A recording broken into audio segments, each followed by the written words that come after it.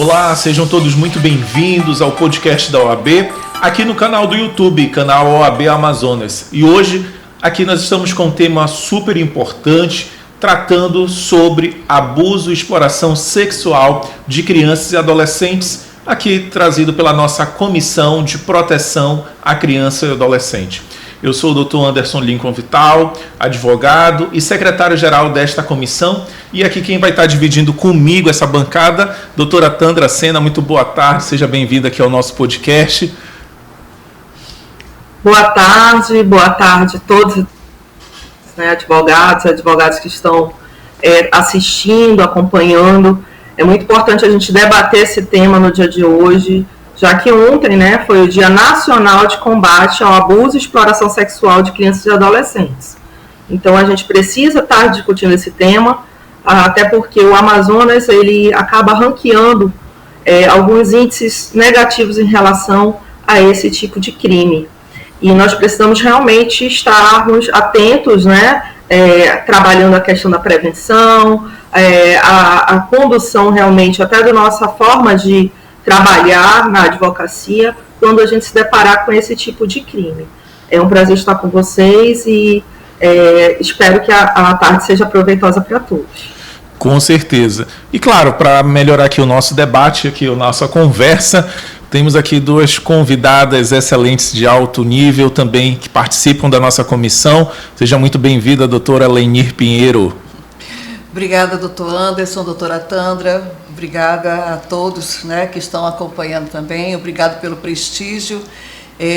Nós estamos aqui para hoje, como a doutora Tandra enfatizou muito bem, para nós falarmos um pouquinho, compartilharmos um pouquinho desse conteúdo, que é um conteúdo tão sensível, mas tão importante também de ser debatido e que constrange a muitos, Muitos não falam, muitos não comentam, muitos não debatem, porque é um tema que nos constrange, é um tema que nos emociona, é um tema que nos aperta o coração. Então, nós estamos aqui hoje para conversarmos um pouquinho. Eu sou a doutora Lenir Pinheiro, eu sou vice-presidente da Comissão de Proteção aos Direitos da Criança e Adolescente.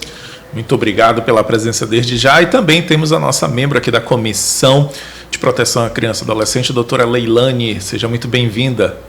Obrigada, doutor Anderson. Obrigada, doutora Tandra, doutora Lenir. É um prazer estar dividindo essa mesa tão valiosa para a gente falar, gente, desse assunto urgente, necessário e, como a doutora Lenir bem colocou, muito delicado. Mas, apesar de ser delicado, precisa ser falado, E eu estou aqui também para somar com vocês nesse debate. Que bom, maravilha. E a Lenir, vamos aqui trazendo pela proximidade, aqui todos nós somos amigos, então a gente tem já essa intimidade aqui, tirando o doutor e o doutora, mas a Lenir já traz um ponto já interessante sobre a sensibilidade desse tema, e o que a Tandra pontuou justamente por ontem a gente ter feito toda uma mobilização, que é o 18 de maio. Não é isso? Então, quando a gente traz o 18 de maio para essa discussão, a campanha do Faça Bonito, já há, sim, de certo, uma sensibilidade e um alerta que a sociedade traz para destacar justamente sobre isso. E aí, Tandra, o que seria, de fato, esse 18 de maio? Por que a gente faz essa mobilização toda do Faça Bonito? De maio é, na verdade, uma campanha nacional, que iniciou em 2000, através de um projeto de lei. Então, nós temos uma lei federal que justamente trouxe essa temática em 2000 e escolheram a data de 18 de maio justamente por ser simbólica,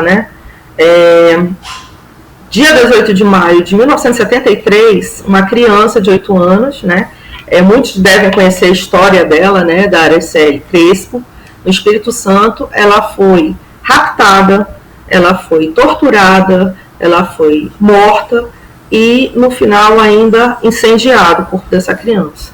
E até hoje é um crime impune, Ninguém encontrou um culpado. E ela se tornou, vamos dizer, uma espécie de mártir, o símbolo dessa luta contra o abuso e exploração de crianças e adolescentes.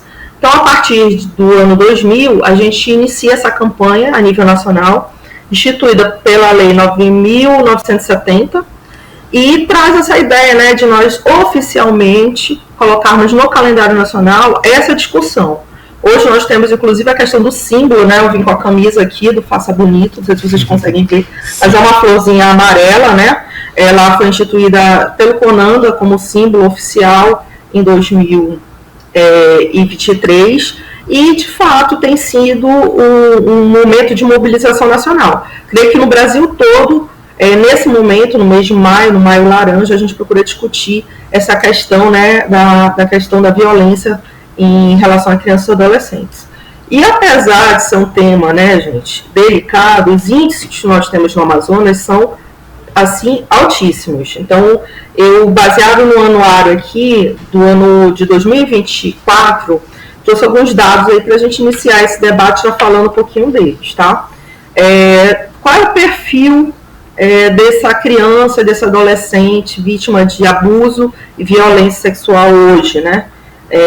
Os dados eles dizem que 88,2% são de meninas, então ainda é a maioria meninas, embora entre também na estatística os meninos.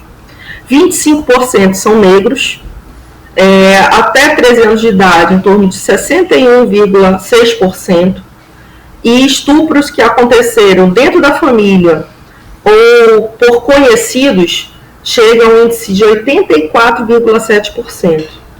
Sendo que, muitas vezes, essa violência, sendo ela intrafamiliar, ela é de difícil detecção, né? Então, acho que também é importante a gente trabalhar a questão da prevenção, já que, muitas vezes, essa pessoa que comete a violência é um conhecido da família ou alguém que tem sobre autoridade essa criança ou adolescente, e, por vezes, não é aquela figura que a gente tem, né, na cabeça, que vai ser alguém que vai sequestrar essa criança, estuprar, do nada, alguém desconhecido, não. Muitas vezes é alguém que até frequenta a própria casa da criança, né.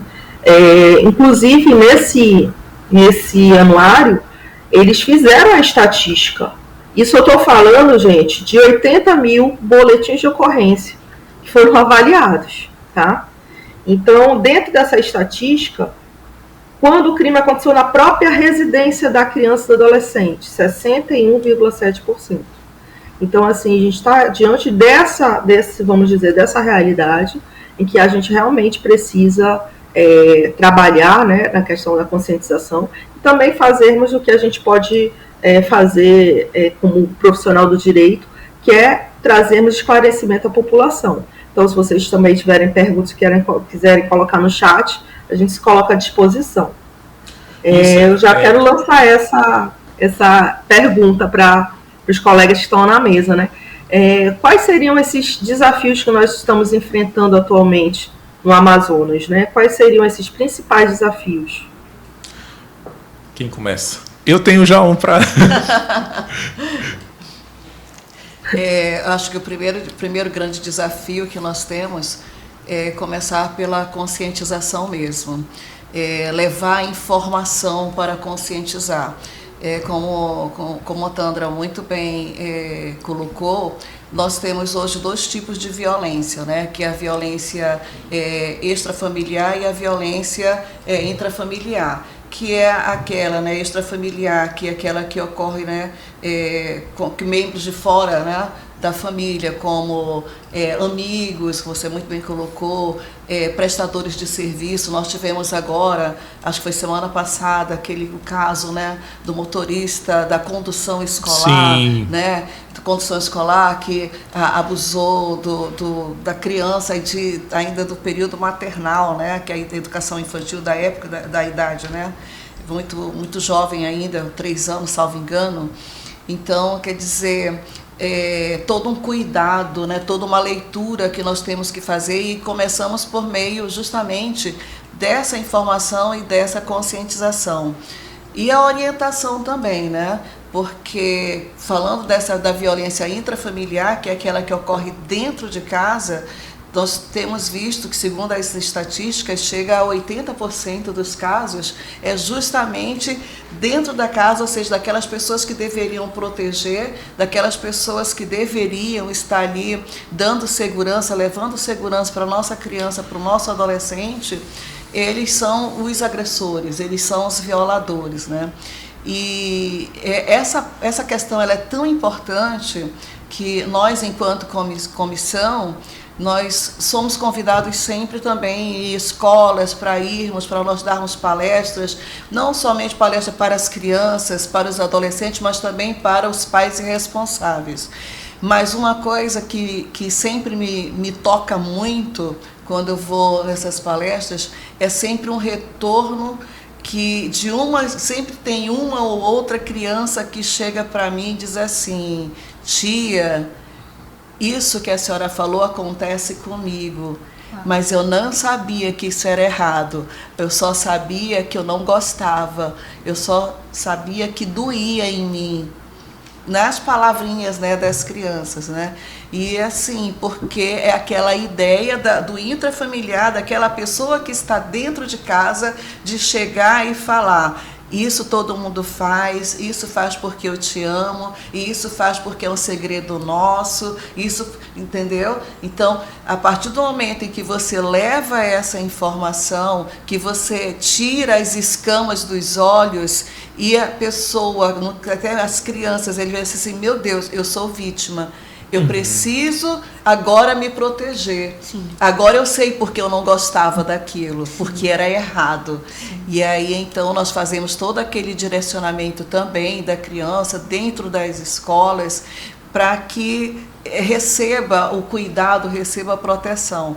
Então, creio que um dos maiores desafios ainda hoje é quebrar esse tabu do constrangimento, sim, quebrar esse tabu desse sentimento de vergonha que muitas das vezes ele é propagado por aqueles que sofrem a agressão, como também das pessoas que não sofreram agressão, mas que se sentem tão envergonhados de um ato que uma pessoa pode cometer em relação ao outro, que ele não quer falar sobre isso, ele não quer se envolver com esse tema, né? Com essa luta, com esse debate, com esse combate. Eu acho que nós temos que começar justamente assim, pegando na mão a corda. Todos eles precisam de nós.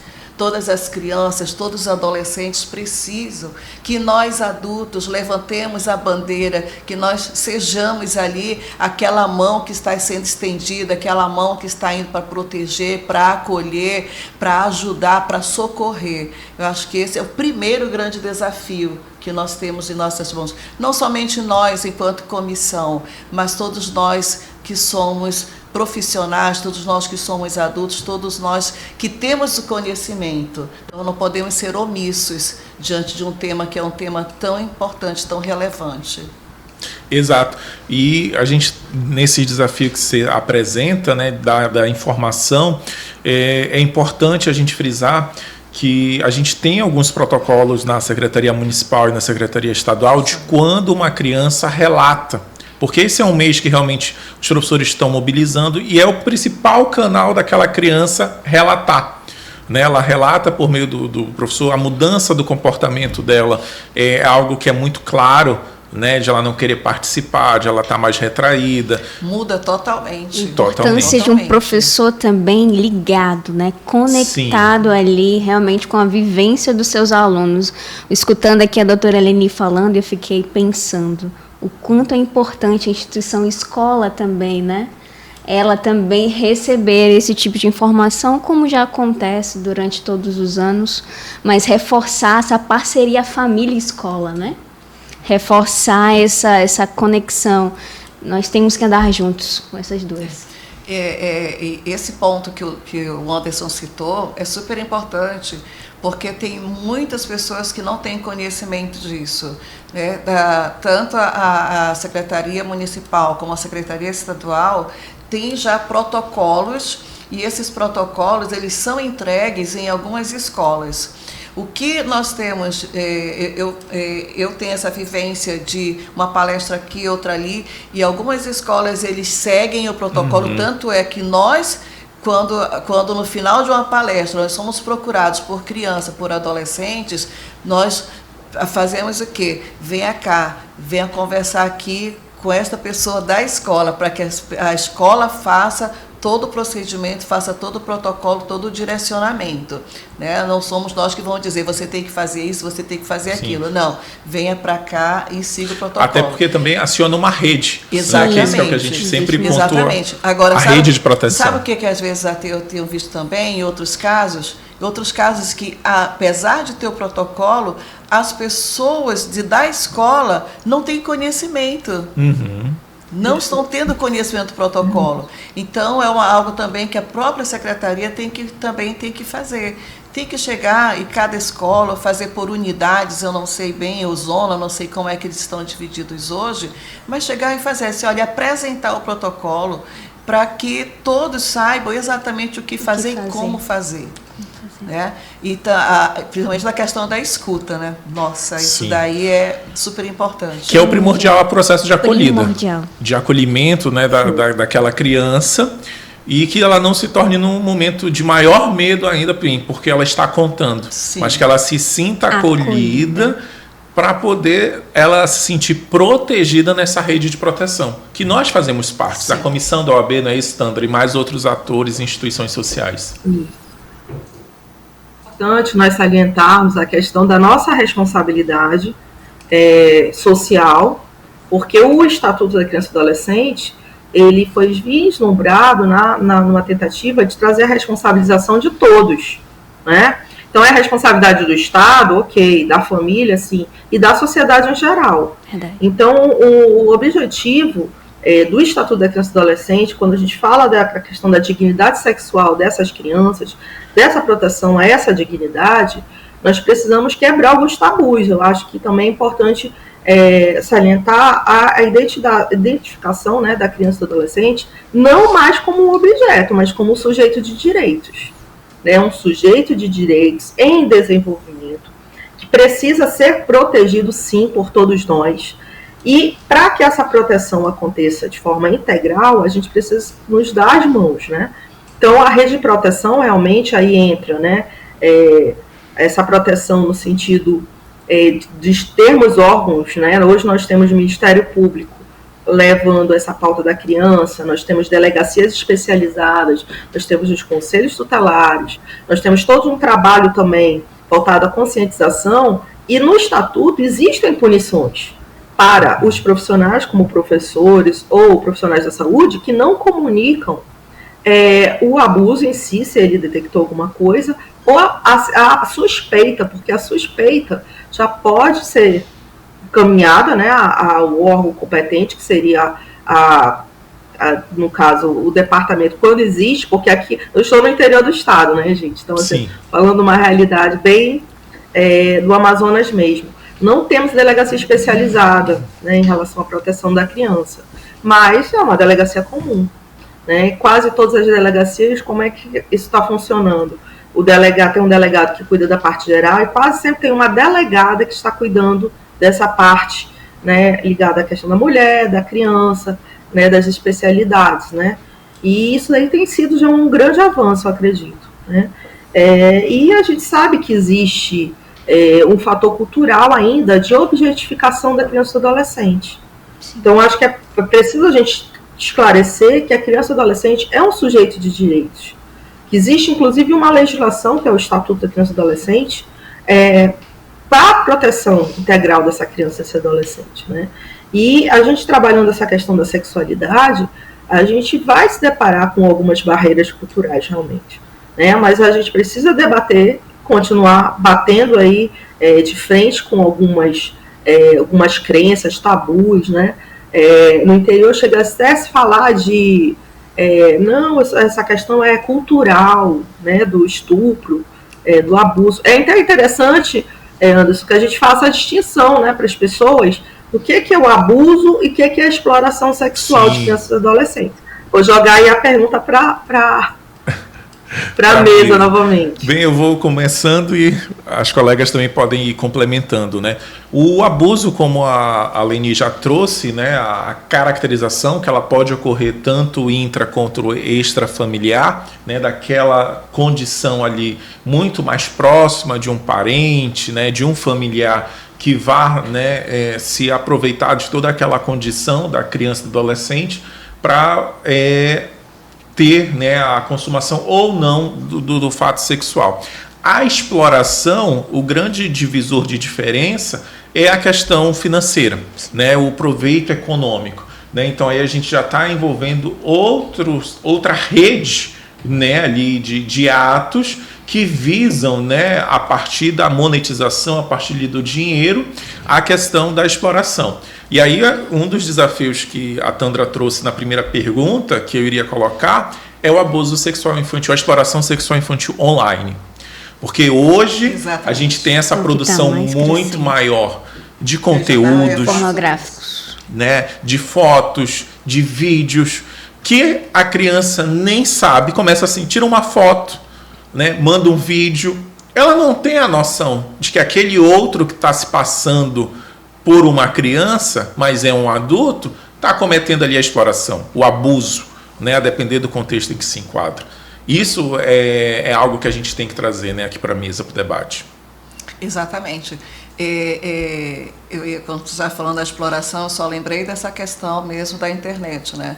Então, realmente, o outro grande desafio que nós temos, que é entregue aos responsáveis, né, é esse monitoramento. O quanto isso é difícil, quanto é difícil fazer esse monitoramento, que tem que ser um monitoramento intenso hoje desse consumo, que é o consumo virtual. Porque hoje a cyberpedofilia, né, ela tem crescido assim, de forma assim, assombrosa. E diferente do físico, é muito mais difícil de você identificar, ou seja, identificar o agressor, de você punir o agressor. É tudo mais complicado, é tudo muito mais difícil quando se está nesse âmbito de rede, né, de rede virtual. Então, esse monitoramento que deve ser feito pelos responsáveis, ele deve ser feito e sem aquele, eu até digo assim, sem aquele cuidado que tem muitos pais que falam assim, eu dei o celular para o meu filho, mas eu não posso ficar olhando o que ele está vendo, o que ele está fazendo, porque senão eu vou estar ferindo a intimidade dele, a privacidade dele. Vocês já ouviram um negócio desse, gente? Já. Né? Isso é pelo amor de Deus, né? Pelo amor de Deus, tem que monitorar mesmo, tem que ver o que está acessando, o que está vendo, com quem está falando, aonde está indo. Deu o celular, dá o celular com essas condições. A criança, o adolescente, ele já sabe, ele já tem consciência, ele já vai ter consciência de que ele está sendo monitorado para a segurança, Sim. para a proteção dele.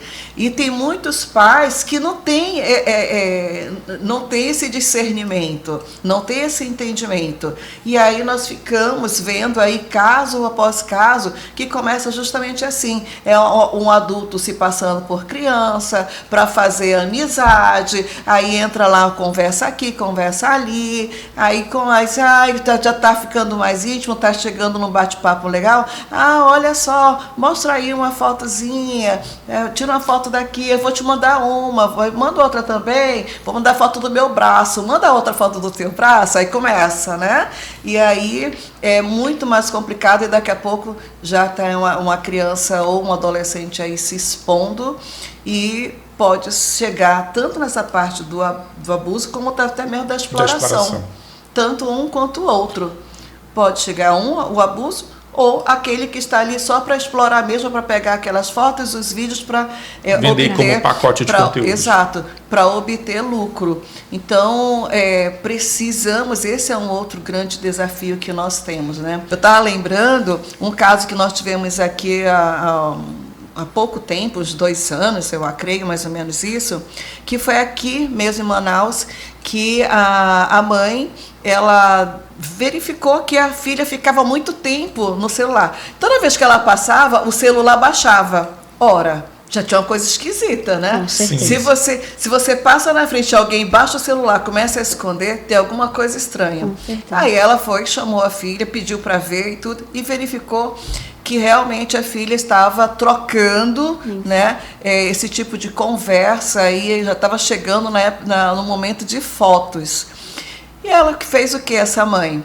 Ela resolveu conversar com esse cyberpedófilo e começou a se passar pela criança, mas também foi à delegacia e foi até a delegacia e ali então ela fez todo um plano junto com o delegado na época e conseguiu marcar tudinho. Aí ela chegou assim, né? Poxa, mas você já sabe onde eu moro. Mostra onde você mora. Mostra a frente da sua casa. Mostra. Aí começou a fazer, né? E ele, né, já mostrou lá à frente da casa, a rua, deu o endereço e tudo, e ela em contato lá com o pessoal da delegacia.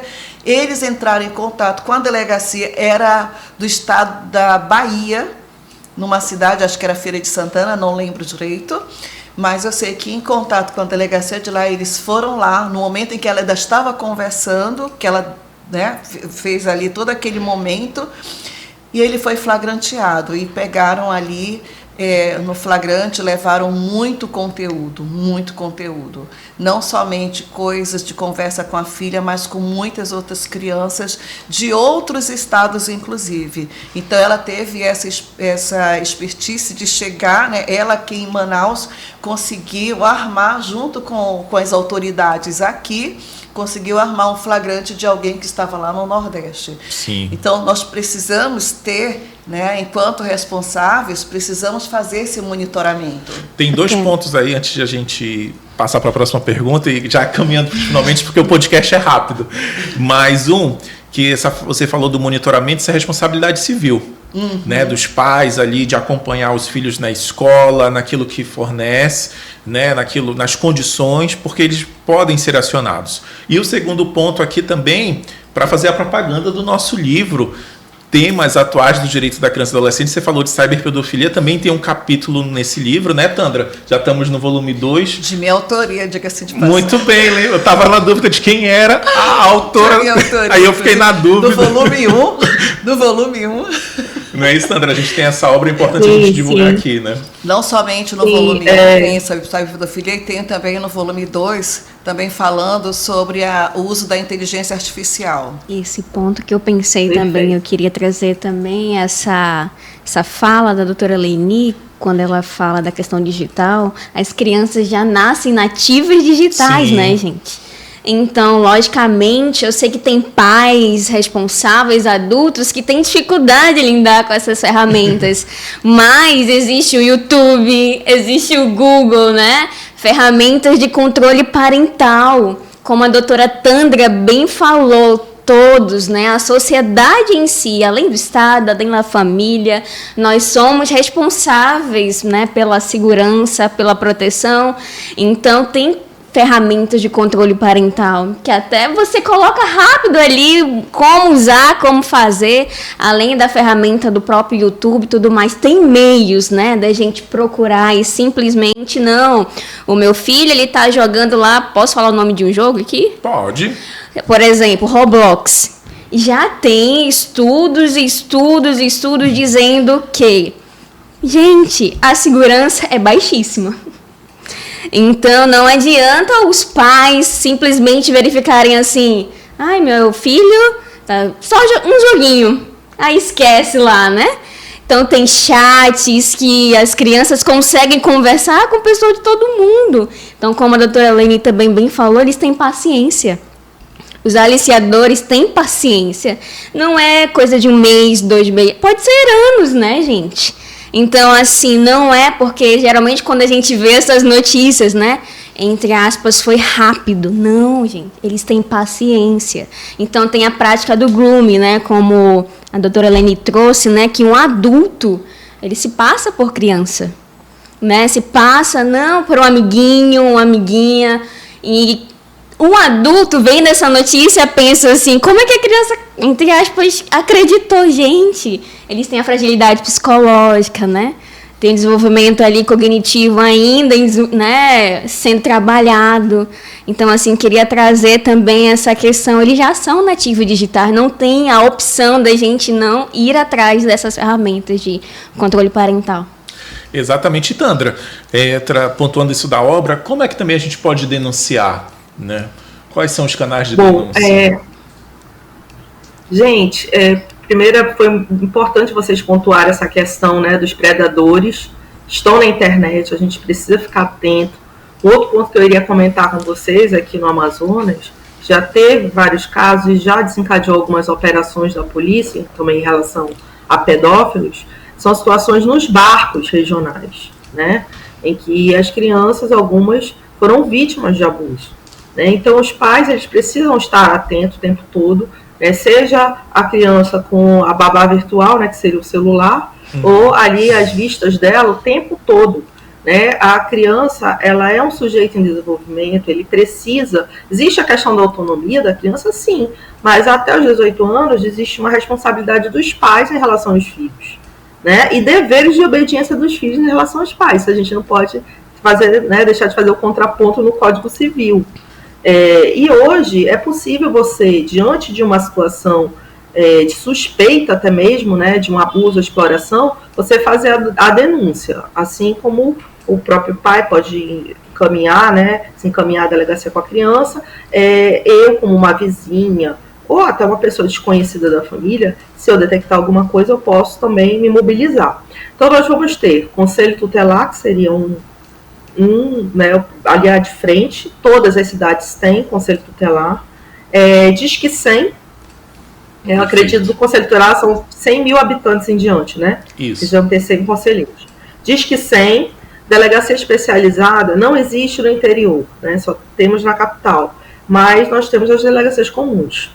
Polícia militar, polícia civil, no caso, como eu estou aqui no sul do Amazonas, também a Polícia Rodoviária Federal faz blitz, também está à disposição em relação a essa questão. Então, assim, são os meios que nós temos, né, de levarmos a proteção, né, para os órgãos devidos, para que sejam realmente punidas essas pessoas. Né? É claro que muitas vezes, como foi colocado, demanda um pouco mais de investigação, mas a gente não pode deixar de acreditar, né, que o Estado está de mão dada conosco em relação a esse combate. Né? E por muitas vezes a gente até se surpreende, né, em relação, por exemplo, à questão do depoimento sem dano, né, da sala especial, de escuta. Eu acredito que todo o interior já instalou a sua própria sala de escuta especial. Né? Então, quem está acompanhando algum caso no interior já consegue, pelo menos, aferir essa proteção. Né? No caso, você está acompanhando a vítima ali, em relação a essa questão da escuta sem dano. Né? Então, a gente tem avançado bastante, mas infelizmente os índices são altos. Eu queria só fechar um pouco o nosso debate, trabalhando essa questão da prevenção. Vou passar a palavra para vocês, né, de dicas de prevenção, mas trazendo mais uma estatística aqui que foi muito dura de me deparar, que no ano de 2024, ano passado, nós tivemos em torno de 1.552 casos de violência, e houve um crescimento de 42,9%, né, das denúncias e tudo mais. E aqui englobou criança, adolescente, englobou mulheres também. E nós nos deparamos, né, com uma realidade muito complicada, né, de em torno de serem, em um mês, denunciados 2 a 4 estupros dia. Então a gente precisa realmente estar trabalhando. Muitas vezes a gente, como comissão, a comissão já existe há quase 10 anos já, mas a gente sabe que é um trabalho hercúleo, né? A gente sempre está debatendo, sempre está trazendo quase que as mesmas temáticas, mas muita gente nunca ouviu falar. Então acho que é importante a gente dar agora as dicas, né, de prevenção, o que a gente pode fazer para prevenir que futuras vítimas, né, desse tipo de crime horrendo ocorra, né? Então eu passo mais uma vez para os colegas aí.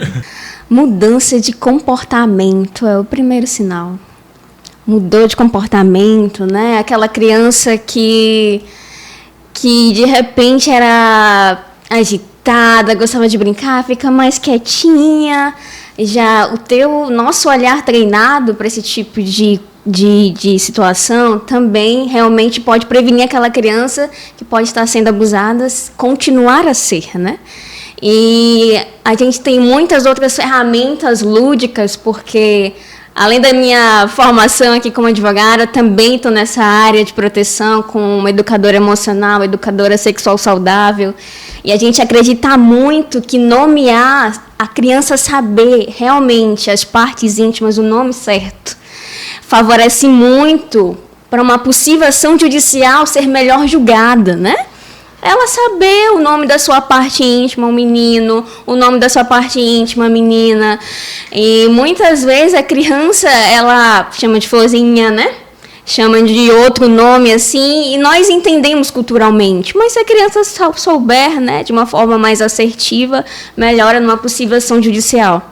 Então, palestras lúdicas, saber de toque ruim, de toque bom, e essas dinâmicas indo para as escolas ajuda bastante. Entra aquela questão da informação que nós falamos, a questão da conscientização, o diálogo, essa parte da educação que foi citada aqui agora, isso é super importante, de ter um diálogo para falar exatamente sobre essa questão desse conhecimento mesmo das partes íntimas. Eu, quando faço as minhas conversas nas escolas, principalmente, eu sempre lembro assim, olha, parte íntima não se toca. Por que a tua roupinha se chama de peça íntima? Porque está guardando as tuas peças, as tuas partes íntimas. Então não é para ser tocada, não é para ser bulinada. Então são algumas coisas assim que eu vou e falo quando eu estou falando com as crianças, dando esse direcionamento, que é para fazer com que eles tenham esse conhecimento mesmo, assim, olha, o teu corpo é inviolável.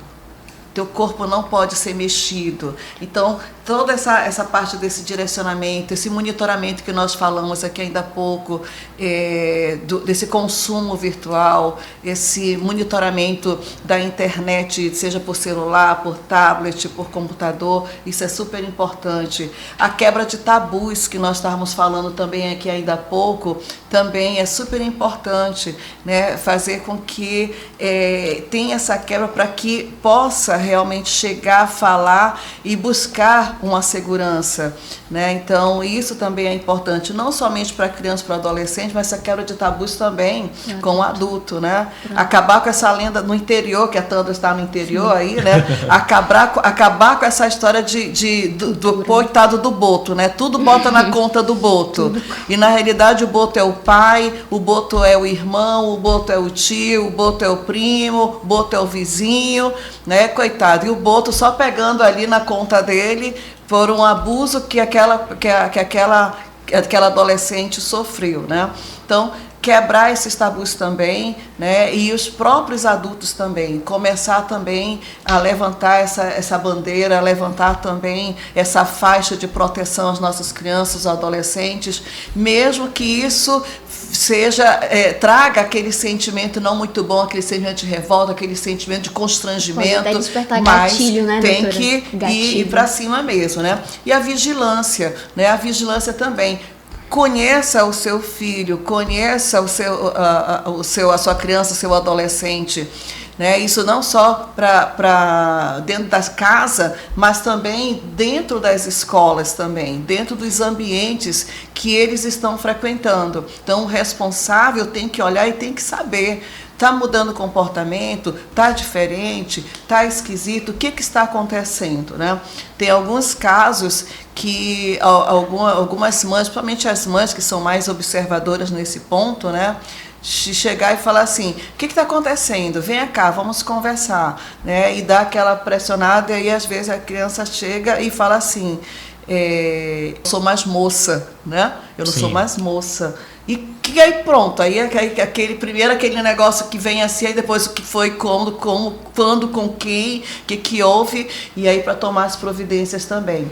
Então, conheça, né? Faça essa vigilância, busque conhecer, veja como é que está.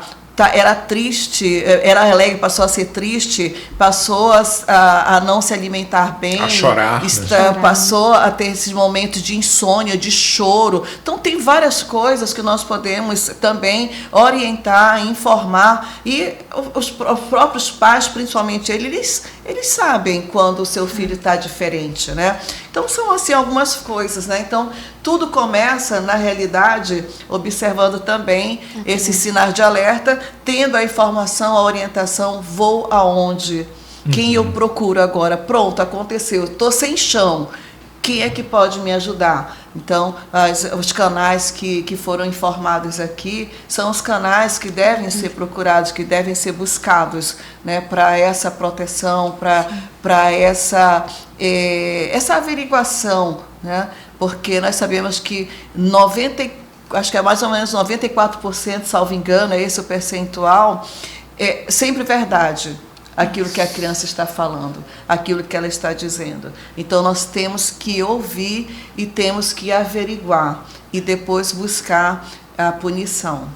Exatamente. E eu sempre aposto na formação.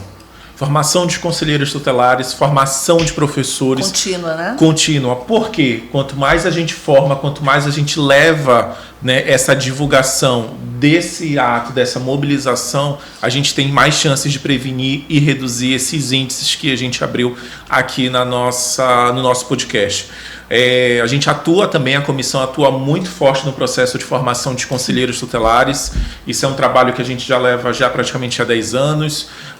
Na formação de professores também, a gente fez sexta-feira na Escola Municipal Maria Lira uma ação em parceria com a comissão aqui de proteção, da qual nós falamos com os pais. Teve a presença do juiz de direito, o Dr. Rosberg, tratando com os pais sobre isso, e as crianças também fizeram apresentações lúdicas sobre esse tema. Então, uma grande mobilização para alcançar e a gente prevenir, né? E a gente ter esse 18 de maio como um grande ato de mobilização.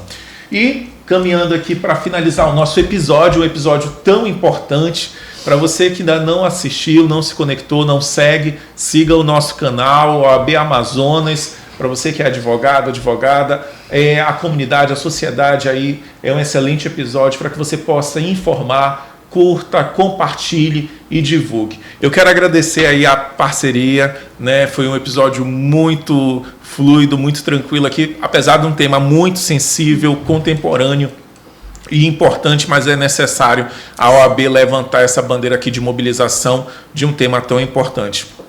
Quero agradecer e devolver aqui a palavra para vocês e a Tandra para concluir aqui o nosso episódio.